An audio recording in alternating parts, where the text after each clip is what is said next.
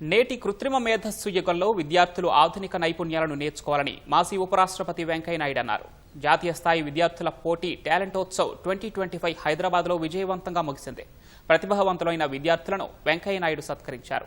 దేశవ్యాప్తంగా ఉన్న పాఠశాల విద్యార్థుల్లో సృజనాత్మకత, ఆత్మవిశ్వాసం ప్రోత్సహించే లక్ష్యంతో భారతదేశంలోని ప్రముఖ విద్యా ప్రచురణ సంస్థ జాన్సన్ పబ్లికేషన్స్ ఆధ్వర్యంలో టాలెంటోత్సవ్ 2025 నిర్వహించారు.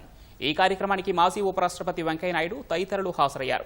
దేశంలోని పలు రాష్ట్రాల నుంచి 2500 మందికి పైగా విద్యార్థులు ఈ పోటీల్లో పాల్గొని తమ ప్రతిభను ప్రదర్శించారు. తెలుగువారేందుకు మనం మన తెలుగు భాషలో మాతృభాషలో ఎక్కువగా మాట్లాడే ప్రయత్నం చేయాల్సిన అవసరం.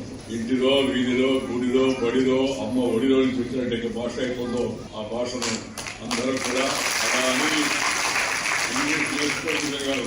ముందు భారతదేశంలో పుట్టిన ప్రతి ఒక్కరూ తమ మాతృభాష తెలుగు, తమిళ, కన్నడ, మలయాళం, మరాఠీ, అస్సామీ, పంజాబీ, భోజ్పురి ఏదైనా కావచ్చు తమ మాతృభాష నేర్చుకోవాలి. అంతర్జాతీయంగా ఉపయోగపడేట్టుగా ఇంగ్లీష్ నేర్చుకోవాలి.